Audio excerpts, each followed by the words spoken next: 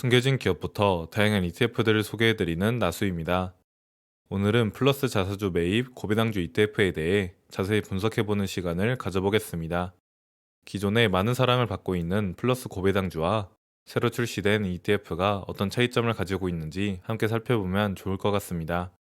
먼저 기본 정보를 보면 플러스 자사주 매입 고배당주는 2025년 9월 16일에 상장된 상품으로 예상 배당 수익률과 자사주 매입률이 높은 상위 30 종목에 투자하는 것이 주요 특징입니다. 한화자산운용에서 운용하고 있고 아직 운용 규모는 150억 원 수준이며 총보수는 0.3%입니다.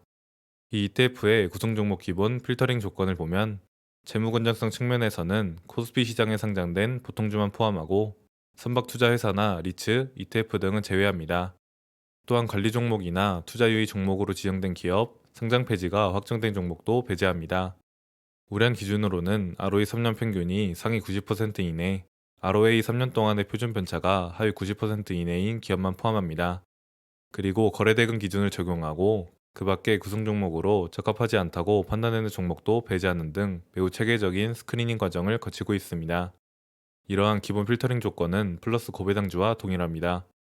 최종 구성 종목 선정 과정을 보면 기본 필터링 조건을 통과한 편입 대상 종목 중 최근 3년간 적자가 1회 이하이고 예상 배당 수익률과 자사주 매입률 합산 순위 상위 30 종목을 최종 구성 종목으로 선정하게 됩니다. 기존 플러스 고배당주 ETF의 경우 예상 배당 수익률만을 고려하는데 이번에 출시된 플러스 자사주 매입 고배당주는 배당 수익률에 더해 자사주 매입률까지 고려하는 구조입니다. ETF의 최종 포털을 보면 종목별 비중은 배당 수익률과 자사주 매입률, 시가총액 수치 기반의 순위별차 등 가중치 방식으로 적용됩니다. 매년 6월과 12월에 리밸런싱을 진행하여 포트폴리오를 최신 상태로 유지합니다. 종목별 비중 산정 방식을 자세히 보면 기본적으로 한 종목당 3.3%의 동일 비중을 부여하고 시가총액과 배당 수익률, 자사주 매입률을 고려하여 기존 3.3%에서 최대 2%의 비중을 가중하거나 가감합니다.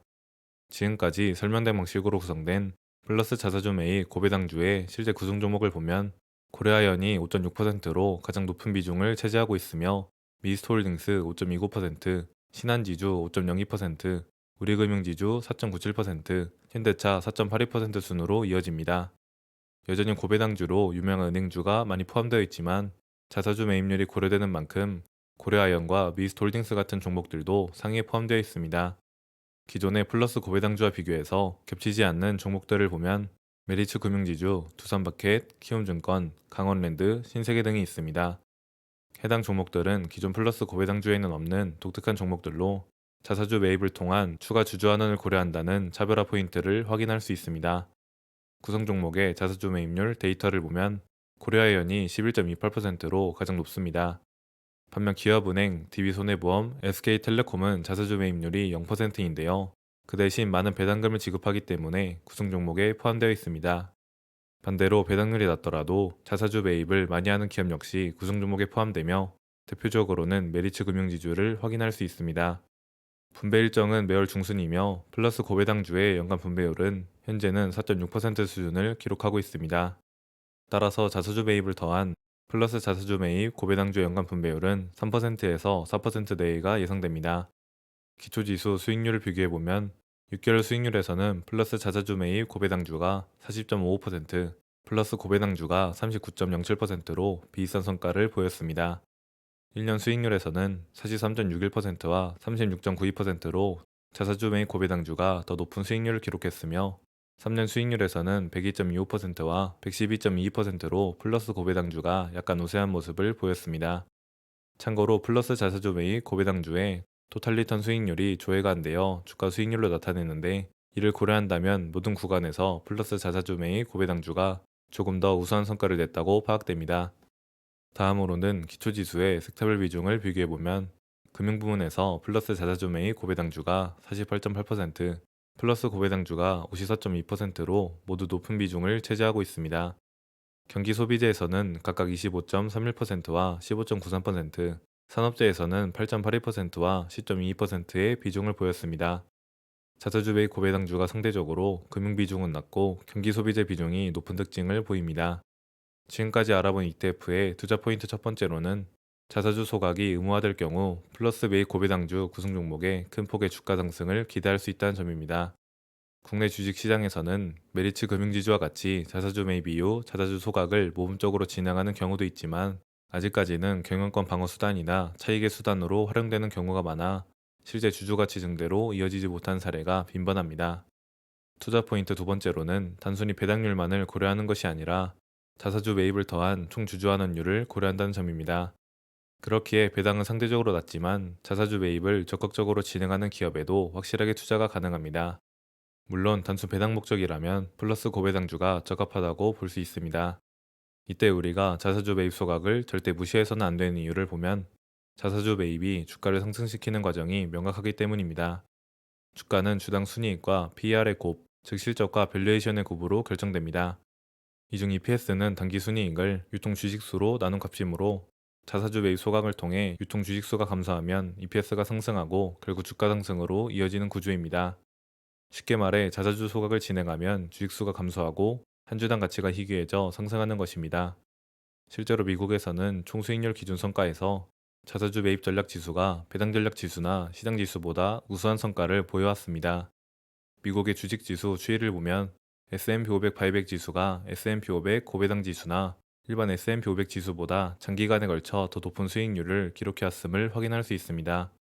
이는 국내 주식 시장에서도 마찬가지인데 코스피의 성과를 보면 턱없이 부족한 상황이고 고배당 플러스 자사주 지수는 충분히 괜찮은 성과를 보여주고 있습니다.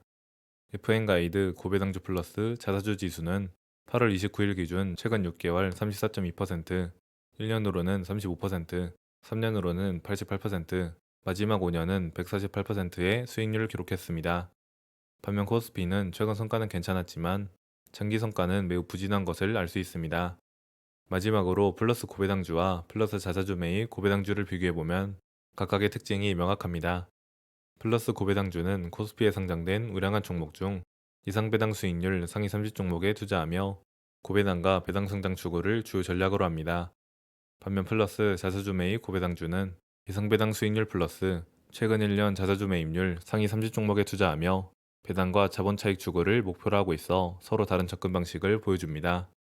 또한 두 ETF의 분배 방식을 비교해보면 플러스 고배당주는 매달 말 분배금을 지급하고 플러스 매입 고배당주는 매달 중순 분배금을 지급합니다. 따라서 두 ETF를 함께 투자한다면 매달 두 번 분배금을 받을 수 있다는 장점이 있어 정기적인 현금 흐름을 원하는 투자자에게 매력적인 조합이 될 수 있습니다. 이렇게 오늘은 새롭게 출시된 플러스 자사주 매입 고배당주 ETF를 기존 플러스 고배당주와 비교해보며 어떤 차별화 포인트가 있는지 살펴봤습니다. 단순히 배당에만 초점을 맞출지 아니면 자사주 매입까지 고려한 총 주주환원율에 주목할지는 투자자 개개인의 선택에 달려 있습니다. 개인적으로는 자사주 매입률까지 총 주주환원율이 고려되는 플러스 매입 고배당주에 투자하고 플러스 고배당주 위클리 고정 커버드 콜로 현금 흐름을 챙기는 등 적절한 포트폴리오를 꾸리면 좋을 것 같네요. 물론 언제나 그렇듯이 영상은 참고 자료일 뿐이며 최종적인 투자 판단은 본인의 신중한 결정이 필요하다는 점 꼭 기억하시길 바랍니다. 그럼 저는 또 다른 숨겨진 기업과 다양한 ETF들을 소개해드리러 돌아오겠습니다. 이번 영상이 도움이 되셨다면 구독과 좋아요, 알림 설정 한 번씩 부탁드리며 오늘도 끝까지 시청해주셔서 감사합니다.